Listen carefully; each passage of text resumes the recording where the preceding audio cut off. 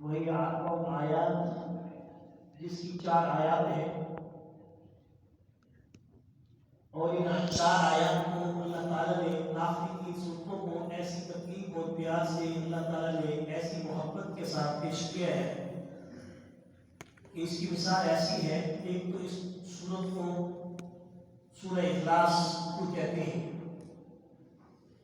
سورہ اخلاص حالانکہ اور صورتیں جو ہوتی ہیں ان میں کوئی نہ کوئی حرف اس کا اس کے اندر موجود ہوتا ہے، کوئی لفظ اس کے اندر موجود ہوتے ہیں، جیسے سورۃ بقرہ ہے اس میں بقرہ کا ذکر موجود ہے۔ اور یہ صورت کی ویسے ہو چاہیے کہ اس کا نام اخلاص رکھا گیا ہے تو اس کے اندر بھی وہ لفظ موجود ہوتا ہے، حالانکہ اخلاص تو اس کے اندر موجود نہیں ہے، تو اس کو اخلاص کیوں کہتے ہیں؟ اس لیے اس کی وجہ جاننی چاہیے۔ اس لیے اس کو سورۃ اخلاص کہتے ہیں کہ اس سورت کی سب سے بڑی خوبی یہ ہے کہ یہ باوجود اپنے الفاظ کے اعتبار سے 4 کلموں میں بند ہے، لیکن یہ 4 کلمے ایسے کوڈ ورڈز ہیں، ایسی خلاصہ تن جس کو ہم ایبریویٹ کہتے ہیں، مختصر جو مجموعہ ہوتا ہے کسی چیز کا خلاصہ ہوتا ہے، ایسا خلاصہ ہے کہ جب کوئی شخص کسی بڑے سے بڑے مضمون کو بیان کرنے کے لیے چند نکات اس کے لکھ لیتا ہے یا سمجھنے کے لیے اپنے پاس محفوظ کر لیتا ہے، پھر اس ایبریویٹ کو، اس خلاصے کو وہ پھر جب دیکھتا ہے تو فوراً اس کا ذہن کھل جاتا ہے۔ اللہ تعالیٰ نے قرآن مجید کا جو اتنا بڑا علوم سے بھرا ہوا جو مواد ہے وہ اللہ نے آخری 3 سورتوں کی شکل میں بطور خلاصہ امت کو پیش کر دیا، امت محمد صلی اللہ علیہ وسلم کو پیش کر دیا کہ سارا قرآن تمہیں اگر یاد نہیں ہو سکتا تو یہ آخری 3 سورتوں کے خلاصے کو اپنے ذہن میں بٹھا لو۔ جب کبھی تمہیں قرآن کے علوم میں مدد مانگنے کی ضرورت پڑے اور سمجھنے کی ضرورت پڑے تو ان 3 سورتوں کو پڑھ لیا کرو، سارے قرآن کے علوم ہم تمہارے اوپر کھول دیں گے۔ کتنی بڑی خوبصورت مثال دی ہے علماء نے۔ سورۃ 3 کے بعد جتنی بھی چھوٹی صورتیں ہیں، سورۃ 3 کے بعد جتنی چھوٹی صورتیں آخر ناس تک آتی ہیں، یہ بطور ایک خلاصہ ہے۔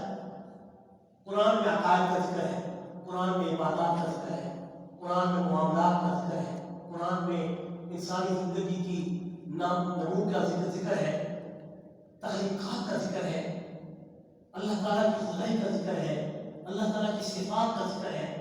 بہت پھیلا ہوا ایک سمندر ہے کہ جس کو پڑھنے کے لیے زندگی چاہیے اور بڑی زندگی چاہیے، زندگیاں چاہیے، لیکن اللہ تعالیٰ نے پھر اس تمام تفاصیل کا خلاصہ اللہ نے آخری 3 سورتوں میں بند کر دیا۔ جیسے پورے قرآن کا خلاصہ سورہ فاتحہ کے اندر بند ہے، ایسے ہی پھر پورے قرآن کے جو خلاصے کو اللہ نے سورہ فاتحہ میں بند کیا تھا، سمجھنے کی خاطر کوڈ ورڈز میں اللہ نے پورے قرآن کا خلاصہ آخری 3 سورتوں میں بند کر دیا۔ یہی وجہ ہے کہ جیسا کوئی شخص بلڈنگ بناتا ہے، خوبصورت بلڈنگ ہوتی ہے، اس میں مختلف اس کے دفاتر ہوتے ہیں، مختلف اس کے پارٹیشن ہوتے ہیں، مختلف اس کے پورشن ہوتے ہیں، لیکن وہ ساری کی ساری بلڈنگ آخر میں ایک دروازے پہ آ کے ختم ہو جاتی ہے، اور اس دروازے کے اوپر 2 چوکیدار بٹھا دیے جاتے ہیں، اور وہ پوری بلڈنگ کی سپرویژن کرتے ہیں۔ یا آج کل تو یوں سمجھ لیں کہ کیمرہ لگا دیا جاتا ہے کہ کون اندر داخل ہو رہا ہے، کون باہر نکل رہا ہے، پتہ چل جاتا ہے، اس کا ایڈریس اور ایگزیکٹ پوائنٹ اس کے لیے ہر وقت 24 گھنٹے متحرک رہتا ہے۔ یہ دیکھیں اللہ نے ان تمام صورتوں میں سورۃ ناس کو اور سورۃ اخلاص کو اور سورۃ فلق کو بطور چوکیدار قرآن کا مقرر کر دیا۔ اس لیے اس کو تعویذات کہتے ہیں۔ تعویذ کو تعویذ کیوں کہتے ہیں؟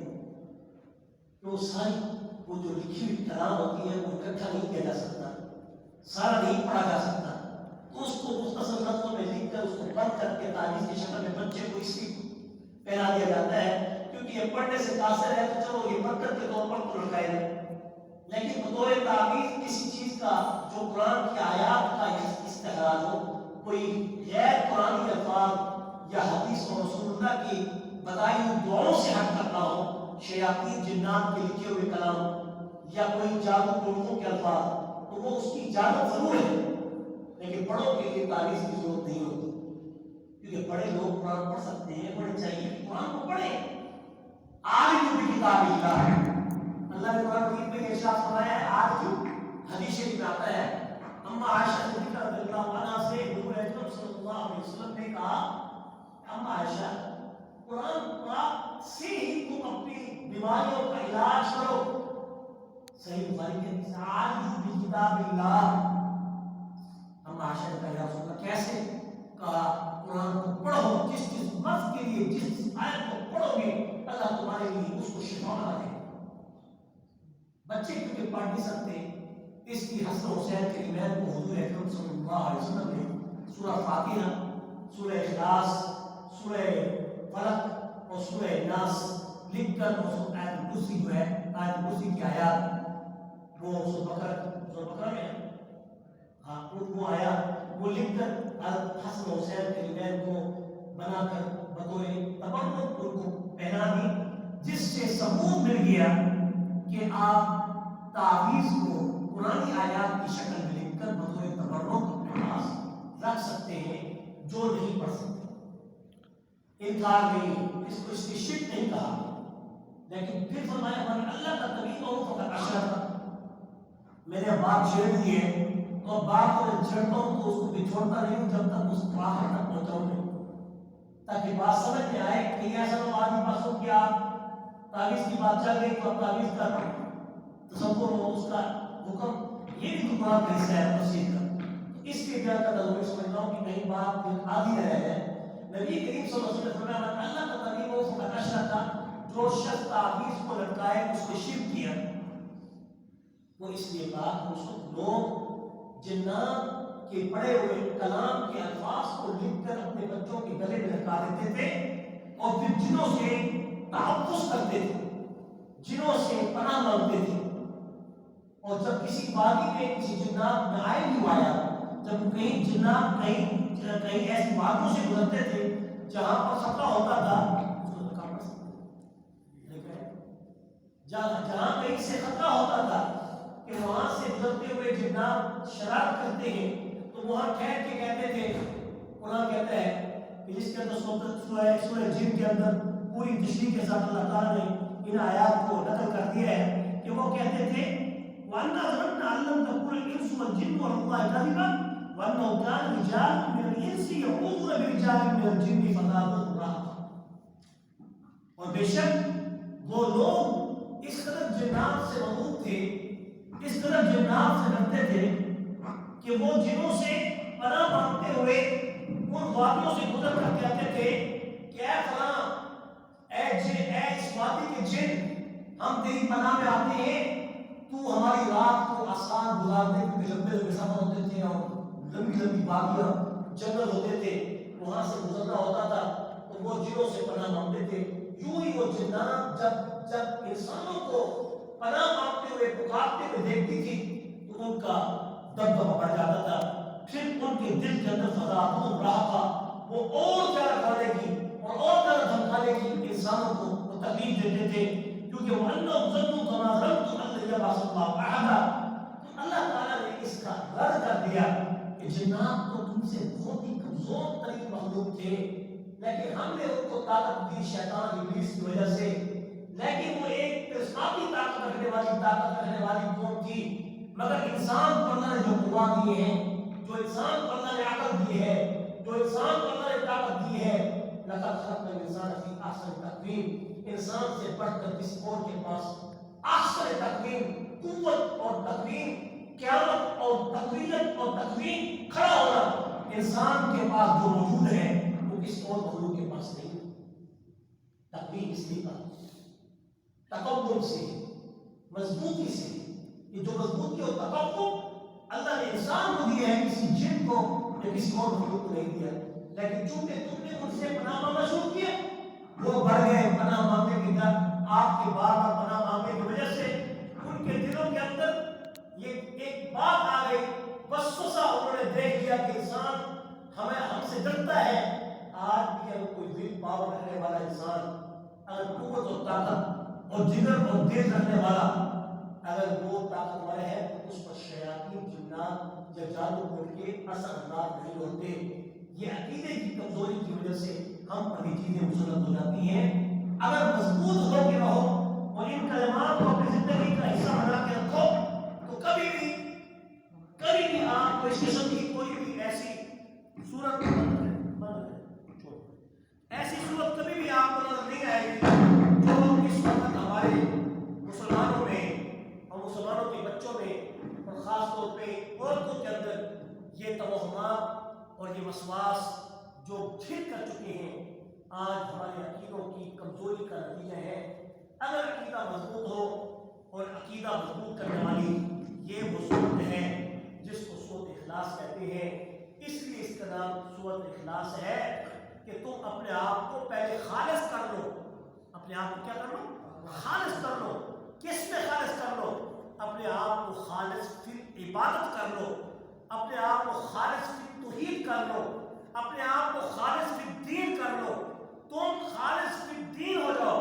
تم خالص فی توحید ہو جاؤ کہ تم اپنے دلوں میں اللہ کے سوا کسی کا خوف نہ رکھو اور اللہ کے دین کے سوا کسی دین کو قبول نہ کرو اور اپنے دل کو مخلص کر دو. جب تم اپنے دل کو مخلص کر لو گے تو توحید تمہیں کامل طور پر عطا کی جائے گی, جس سے پھر تم اللہ کی طاقت اور قوت کے بلبوتے پر تمہیں کوئی شیطان, کوئی جن, کوئی ایسی پریت یا کوئی ایسا کوئی عمل یا جادو یا ٹوٹکا وہ تمہیں پریشان نہیں کر سکتا. یہ صرف اور صرف انسان کے اخلاص کو بنانے کی صورت. اس لیے اس صورت کو کہتے ہیں صورت اخلاص. مخلص ہو جاؤ اللہ کے دین کے ساتھ. جو اللہ کے دین سے مخلص ہو جاتا ہے وہ دنیا میں پھر اللہ تعالیٰ اس کو تقویت اور قوت اور دبدبہ عطا کر دیتے ہیں.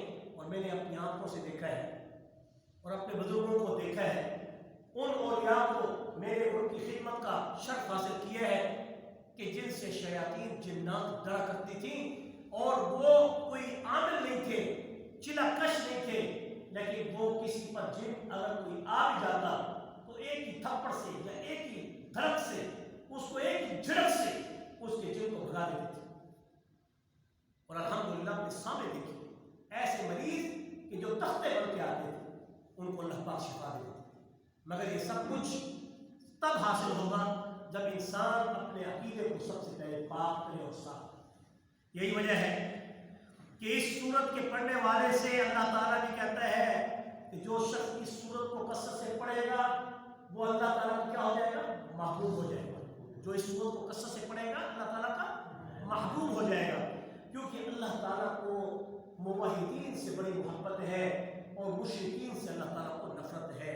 اس لیے اللہ تعالیٰ نے قرآن میں کہا کہ انما المشرکون نجس, کہ یہ مشرک لوگ جو ہوتے ہیں جو اللہ کے ماں سوا کسی کو اگر وہ پکارتے ہیں, اللہ کے ماں سوا مشرک کشا کسی کو کہتے ہیں, اللہ کے سوا کسی کو حاجت روا کہتے ہیں, اللہ رب العزت کی طاقت اور قوت کے ہونے کے اور ماننے کے باوجود وہ کسی غیر اللہ کو سجدہ کرتے ہیں. ہم سنا کرتے تھے کہ کوئی کسی غیر کا سجدہ نہیں کرتا, مسلمان کبھی کسی غیر کے سامنے سر نہیں جھکاتا. مگر آج اپنی آنکھوں سے دیکھ رہے ہیں کہ جو پیروں نے حال خراب کر رکھا ہے, جو جیلی پیروں نے حال خراب کر رکھا ہے, ان جیلی پیروں نے اس قدر حال تباہ کر رکھا ہے کہ امت محمد صلی اللہ علیہ وسلم کے صرف مال پر ڈاکہ نہیں مارا, انہوں نے امت محمد صلی اللہ علیہ وسلم کے ایمانوں پہ بھی ڈاکے مار کیے ہیں اور لوگ ان کے سامنے سجدہ ریز ہوتے ہیں. پہلے کہتے تھے کہ ادنا سے ادنا مسلمان چاہے اس کے پاس ایک نماز, روزہ, حج, زکات نہیں, کوئی کبھی اس نے اللہ کو یاد نہیں کیا, مگر اس کو اگر کوئی کہے کہ تمہیں کروڑ روپیہ دیتا ہوں تم میرا سجدہ کرو تو وہ کہے گا میں نہیں کرتا. وہ وقت ختم ہو گیا. اب اندازہ کیجیے چند ٹکوں کے پیچھے. میں ایک اور بات بتا دوں, یہ اخلاص کی کمی کی وجہ سے, عقیدے کی کمزوری کی وجہ ہے کہ انا عند ظن عبدی بھی. حضور اکرم صلی اللہ علیہ وسلم نے فرمایا کہ اللہ تعالیٰ فرماتا ہے میں بندے کے گمان کے ساتھ رہتا ہوں. بندے کو اپنے گمان کو صاف کر لینا چاہیے. بندے کو اپنی تھنکنگ, اپنی ذہن میں جو انسان سوچتا ہے اپنی سوچ کو پاک کرنا چاہیے. اگر وہ میرے متعلق اپنی سوچ کو پاک رکھے گا اور میرے متعلق جیسی ہی سوچ رکھے گا تو میں اس کے لیے ویسے ہی کر دوں گا. انا عند ظن عبدی بھی, میں اپنے بندے کے ساتھ ویسے ہی ہو جاتا ہوں جیسے بندہ میرے ساتھ ہو جاتا ہے.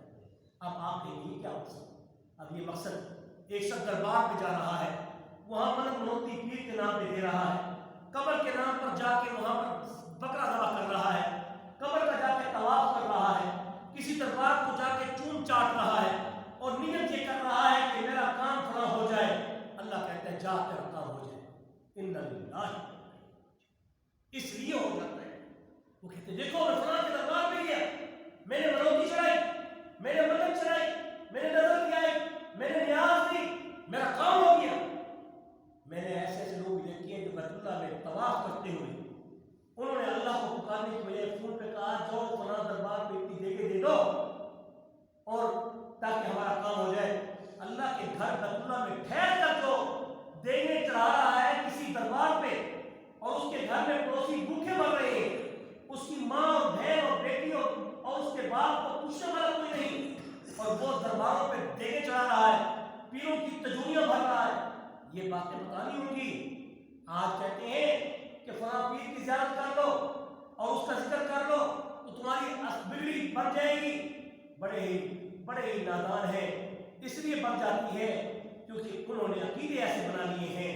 اللہ نے کہا ہے ہم نے شیطان کو اپنے مقابلے میں طاقت دی ہے، اور اتنی طاقت دی ہے کہ میں تو بندے کے قلب میں رہتا ہوں، قلب المؤمن عرش اللہ، بندے کا دل اللہ کا عرش ہوتا ہے۔ یہ ساری حدیثیں پڑھ رہا ہوں، اپنی طرف سے باتیں نہیں کر رہا، یا ترجمہ بیان کر رہا ہوں یا تشریح کر رہا ہوں کہ قلب المؤمن عرش اللہ، مومن کا دل اللہ کا عرش ہوتا ہے، مگر شیطان کو، ابلیس کو، اس کے جو شتونے ہیں ان کو اللہ تعالیٰ نے اتنی طاقت دی ہے کہ شیطان یجری فی بدن الانسان کمجرى الدم، جیسے انسان کے جسم میں یہ خون بلڈ سرکولیٹ کرتا ہے، ایسے ہی اللہ تعالیٰ نے شیطان کو طاقت دے رکھی ہے، وہ وسوسے سے انسان کے جسم میں داخل ہوتا ہے۔ سب سے پہلا پہنچا اس کا دماغ ہوتا ہے، پھر وہ دل پر وسوسے ڈالتا ہے، پھر دل کو وہ پراگندہ کرتا ہے، جب وہ پراگندہ کرتا ہے پھر وہ عمل برا کرتا ہے، پھر وہ شرک کا عمل کرتا ہے، پھر وہ کسی قبر پہ جا کے چادر چڑھانے کو وہ اپنے لیے منت سمجھتا ہے، مگر کسی اللہ والے کے سر پہ پگڑی ڈال کر یا اپنی بہن اور بیٹی کے سر پر دوپٹہ ڈالنے کو یا کسی خالی تن کو زیب تن کر کے کپڑا پہنانے کو وہ پسند نہیں کرتا، وہ اس پیسے کو وہاں خرچ کرتا ہے، وہ پھولوں کی بیلیں لگا دے، بڑے بڑے پھولوں کے انبار لگا دے، اسے کیا معلوم میرے پیارے اللہ تعالیٰ نے جنت کی جو خوشبو رکھی ہے، زمین کے جتنے بوٹے ہیں، یہ جتنے پھل ہیں، یہ سب اس کے مقابلے میں نجس کی حیثیت رکھتے ہیں۔ تمہیں تو پتہ ہی نہیں کہ جنت کیسی ہے، ما لا عین رأت ولا اذن سمعت ولا خطر علی قلب بشر۔ اس جنت کی خوبصورتی کو، اس کے پھلوں کو، اس کے میووں کو، اس کے پھولوں کو، اس کے بوٹوں کو تمہاری آنکھ نے نہیں دیکھا، تمہارے کانوں نے کبھی نہیں سنا اس کی تعریف، کسی کے دل پہ اس کا کھٹکا نہیں گزرا۔ یہ پھول چڑھانے سے تم اس کو خوش نہیں کر لیتے، مگر تم اپنے پیسے کا ضیاع کر کے آ جاتے ہو۔ اس سے عرق نکال کر کسی کو پلا دو، وہ زیادہ بہتر ہے۔ وہ پھول گھر میں سجا کر خوشبو حاصل کر لو، وہ زیادہ بہتر ہے۔ تم قبروں پہ جا کے، ابو بکر صدیق رضی اللہ عنہ سے کسی نے پوچھا کہ یا صدیق، جب انہوں نے اپنی بیٹی کو کہا کہ میرا کفن جو ہے میری قمیص سے پورا کرنا، مجھے نئے کپڑا لے کر کفن نہ پہنانا، تو اما عائشہ صدیقہ رضی اللہ عنہ کہنے لگی اور ان کے بیٹے عبد الرحمن کہنے لگے ابا جان ہم اتنے غیر گزرت نہیں ہیں کہ ہم آپ کو اچھے کپڑے میں آپ کو کفن نہ دے سکیں۔ کہا اچھا لباس تو زندوں کے لیے ہوتا ہے، میرے تو گل جانا ہے ساٹا ہے اپنی حیثیت کو کمزور جانتے ہوئے میرے لیے اس کو زیب تر کرنے کی اب پرانے لباس ہی کافی ہے، مجھے نئے لباس پہنانے کی ضرورت نہیں۔ میرے پیاروں آج ہم امت کو گمراہ کر رہے ہیں ان جیسی رسومات سے، جن رسموں میں ہم پہن داخل ہو کر ہم نے اپنے اخلاص کو تباہ کر دیا ہے، اپنے عقیدوں کو برباد کر دیا ہے۔ میں نے ابھی یہ بتایا کہ نبی کریم صلی اللہ علیہ وسلم کی صحیح حدیث ہے، آپ نے فرمایا کہ جب کوئی شخص کسی کے بارے میں جو عقیدہ لے کے چلتا ہے اللہ تعالیٰ اس کو دنیا میں وہی کر کے دے دیتا ہے، مگر روزے قیامت اس کا حساب کتاب چکائے گا۔ یہ نہ سمجھیں کہ ہم تو غیروں کے در پہ جا کے دہائیاں دیتے ہیں، ہم ان کو پکارتے ہیں تو ہماری دعائیں پوری ہو جاتی ہیں۔ मगर वो ये न समझें कि उनसे पूछ नहीं होगी। अगर वो अकीदे के तौर पे करते हैं, नीयत भी उनकी यही है कि जैसे खालिक अल्लाह है ये भी खालिक, जैसे मालिक अल्लाह है ये भी मालिक, जैसे राज़िक अल्लाह है ये भी राज़िक, जैसे दाता अल्लाह है ये भी दाता, जैसे वो देता है ये भी देता। अगर यही नीयत है तो फिर तो ईमान से खालिक हो, फिर तो उसकी दुनिया जन्नत बना दी जाती है, फिर तो उसको माल दे दिया जाता है। इसलिए हुजूर अकरम सल्लल्लाहु अलैहि वसल्लम ने फरमाया, लोगों अपने आप को बचाओ ऐसे अकीदों से, ऐसी रसूमात से जो तुम्हें बददीन कर दे, बेदीन कर दे और तुम्हारे अकीदों के अंदर शिर्क को दाखिल कर दे। तो इसलिए हुजूर अकरम सल्लल्लाहु अलैहि वसल्लम ने फरमाया कि जो सूरत इखलास को कसरत से पढ़ता है या सूरत कुल या अय्युहल काफिरून को कसरत से पढ़ता है, उसके दिल के अंदर शिर्क को हटा दिया जाता है, वो शिर्क से बरी हो जाता है। क्यों? जब वो कहते हैं कुल हुवल्लाहु अहद, कह दीजिए मोहम्मद करीम सल्लल्लाहु अलैहि वसल्लम वो अल्लाह जो अहद है, एक है वाहिद, एक है अहद। अरबी की लुगत, अरबी टर्मिनोलॉजी में अल्फाज की फसाहत और बलागत इस कदर अजीम है कि अल्लाह ने यहाँ अल्लाह वाहिद नहीं कहा बल्कि कहा अल्लाह अहद, इसलिए कि वाहिद से पहले सिफर होता है और वाहिद एक के बाद दो होता है, उसके आगे इनफाइनाइट है। लेकिन अहद ऐसा कलमा है अरबी में कि न जिससे पहले कुछ हो न जिसके बाद कुछ हो, वो कौन है? अल्लाह है। कहो अल्लाह अहद, अल्लाह अहद, अल्लाह अहद, अल्लाह अहद, अल्लाहुल हक, अल्लाहुल हक, अल्लाहुल हक, अल्लाहुल हक। वो हक ज़ात है, वो अल्लाह वाहिद ज़ात है, वो ऐसी वाहिद के अहद ज़ात है, न जिससे पहले कुछ है न जिसके बाद भी कुछ है। हुवा अव्वलुल अव्वलीन, हुवा आखिरुल आखिरीन, हुवा ज़ुल कुव्वतिल मतीन, हुवा राहिमुल मसाकीन, हुवा अरहमुर राहिमीन। ऐसे अजीम कलमे हैं कि इन कलमों में जो तशरीह है वो सूरत इखलास के अल्फाज की तशरीह है।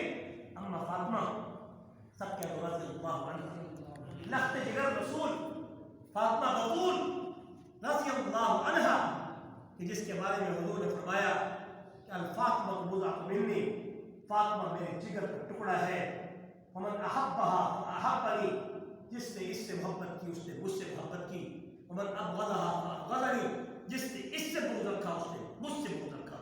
वो फातिमा कहती है अली मुर्तज़ा ने मुझे भेजा, माल गनीमत में ऊँट आए हुए हैं, जाके अब्बा जान से कुछ और मांग लो क्योंकि बहुत सारे ऊँट हैं, हमें कुछ ज़्यादा हिस्सा गनीमत में मिल जाएगा आपकी सिफारिश पर। अम्मा फातिमा हुजूर के पास आती हैं, कुर्बान जो मेरे महबूब मोहम्मद अरबी कमली वाले पर, कि जब बेटी फातिमा घर में आती थी तो हुजूर खड़े हो जाते थे। आज बेटियों के आने पर घर तंग हो जाते हैं, आज बेटियों की बहनों के आने पर भाई तंग हो जाती है, आज बेटियों के घर में आने पर लोग तंग होते हैं। जब बेटी को बात बया देती है तो समझते हैं कि बस शुक्र है डोली निकल गई, जनाजा निकल गया, फिर ना उसकी पूछ है न उसके पास जाना होता है। हमने तो आज ऐसी रस्में बना रखी हैं कि जहाँ अपने घर के अंदर हम पूछ नहीं करते दूसरों को क्या पूछें। नबी करीम सल्लल्लाहु अलैहि वसल्लम अम्मा फातिमा को देख के खड़े हो जाते हैं, मालिहाना इस्तेमाल करते हैं। फातिमा कैसे आई हो? कहा कि अली ने मशवरा दिया है कि गनीमत में बड़े बहुत से ऊँट आए हुए हैं, चलो जो हिस्सा हमारा है उससे थोड़ा पढ़कर आप भी कुछ ले लें। तो हुजूर ने फरमाया मैं अमीन हूँ, मैं आदिल हूँ, मैं जो तकसीम करता हूँ वो तकसीम भी बराबर करता हूँ, चाहे मेरे घर की तकसीम हो चाहे मेरे सहाबा में किसी और खैरों की तकसीम हो, मैं सबको बराबर हिस्सा देता हूँ। हाँ अलबत्ता तुझे ये बताता हूँ कि किस लिए तुझे ऊँटों की जरूरत पड़ गई। कहा कि ताकि हमारे काम काज में मालों में और पानी के ले आने में हमारे लिए आसानी हो जाए। कहा मैं तुझे ऐसे कर देना बता दूँ जो 5 ऊँटों की 5 मांगे थे, किसने? फातिमा ने, कि 5 ऊँट और ऊपर दे दो, अब्बा जान से जाके सिफारिश कर लो। हुजूर ने फरमाया 5 ऊँटों के बदले में 5 कलमे देता हूँ, और वो कलमे ऐसे हैं जो 5 ऊँटों की ताकत से भी ज़्यादा ताकतवर है। कहा ये पढ़ दिया करो, या अव्वल अव्वली, या अव्वल अव्वली, या अव्वल अव्वली, या आखिर आखिरी, या आखिर आखिरी, या ज़ल कुव्वतिल मतीन, या ज़ल कुव्वतिल मतीन।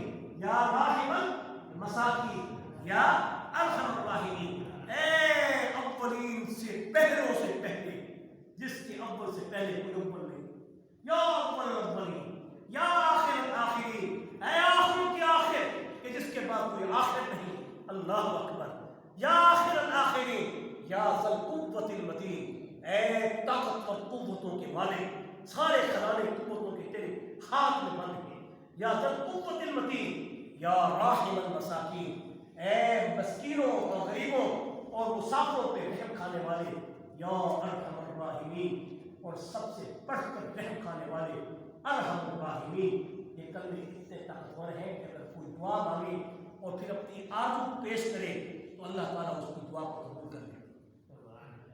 تو مقصد کہنے کا یہ ہے کہ نبی کریم صلی اللہ علیہ وسلم نے فرمایا آج بھی کتاب اللہ، قرآن سے ہی اپنا علاج کرو، اور من علق طبیبوں فقد اشرک، اگر کوئی شخص ایسے ٹوٹکوں والا تعلیم جو غیر شرعی اور جنات کے لکھے ہوئے ان سے پناہ مانگتے ہوئے یا ان کو پکارتے ہوئے اگر الفاظ میں لکھا ہوا تعویذ پہنے گا، اس شخص کے بارے میں کہا یہ ہے کہ ایسے تعویذ پہننے والے جو کہ آج بہت سے ایسے مجاور بن کے بیٹھے ہیں جو ایسے غلط تعویذ لکھ کر دیتے ہیں کہ جس سے تمہیں فائدے ہو جاتے ہیں، وہ فائدہ بھی ہوگا اس لیے کہ آئندہ ظن عبدی بھی، کہ جس سے تم جو گمان رکھو گے اللہ سے وہی تمہارا پورا ہوگا۔